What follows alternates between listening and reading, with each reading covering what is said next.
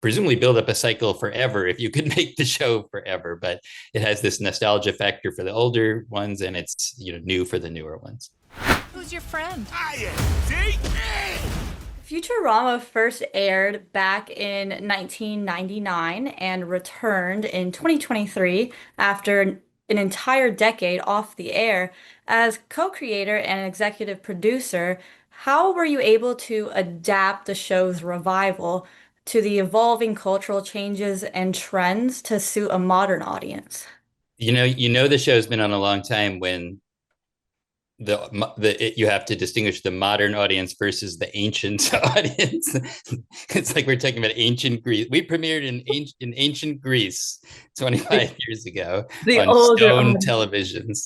Um, a One very nice thing about Futurama is that the future setting allows us a little, thin veil to comment on life and technology in our current world, whenever that is. So if we get canceled for 10 years, I'm not going to say that's a good thing for the show because, the word cancel is in there, but the world generates a lot of new material for us while we're canceled. And we can use that. So we were on so long ago, as you said, that, we come back at some point and there's smartphones, and there weren't when we originally premiered. So then we can have our version, which is the iPhone, EYE iPhone, which is implanted in the character's eyes. And that was like a permanent addition to the show. And then we're off the air and we come back again on Hulu most recently as one other example. Now we're on streaming television, which didn't exist prior to that, this version of the show. So then we give our version of that, which is your brain is wired straight into your binge watching experience. And if you get too into it and you stop watching too abruptly, you die. And I want to just make that a stern warning to our fans. Keep watching, because if you ever stop watching Futurama, I can't be responsible for what might happen to That's a very good warning. What new plot lines or themes can fans expect to see in season 13? I will say that one very nice thing about where we are in the run of the show right now is that I think Hulu has done a great job with the show and let us run for a nice steady series of three. This will be our third, next year fourth, hopefully even more beyond that. So we're at a nice point now where we don't have to explain why we're coming back, and we also don't have to have a tearful farewell, and we can just do, I think at this point, some bigger sci-fi adventures, get some personal backstory in the character. So we don't need to address the reason the show's arriving or leaving. It's doing neither of those things. So that's very nice. So we have some big character things, like the very first episode, which I wrote, is about Bender suddenly feeling insecure because he notices he's kind of short compared to other robots and humans, and he overcompensates by becoming several 100 feet tall. But these things that are based more on the characters' personalities, we have a really great one that's a backstory on Zoidberg that I think is kind of unexpectedly touching. So we can get a little deeper into some of the characters and some of these big, exciting sci-fi adventures. Those sound like very fun plot lines. King of the Hill also received a revival this year with season 14 Mm-hmm. after being off the air since 2009. What do you think these revivals spell for the future of animated sitcoms?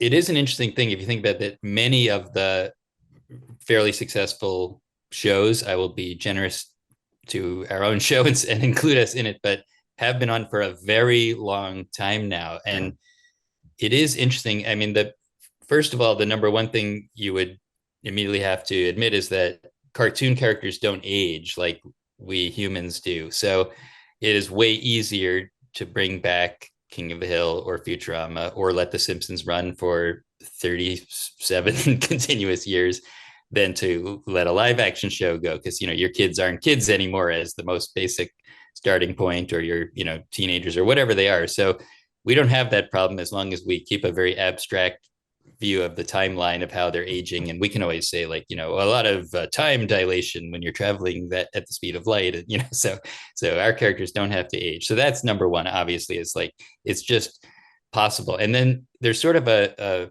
feedback thing where once you are on that long, I think we have, I'm happy to say we have multiple generations of viewers now. So we actually have like parents who were teenagers the first time who are now like, oh, I get to watch this show with my kids. And so that's kind of a touching thing. And then you could presumably build up a cycle forever if you could make the show forever, but it has this nostalgia factor for the older ones and it's, new for the newer ones.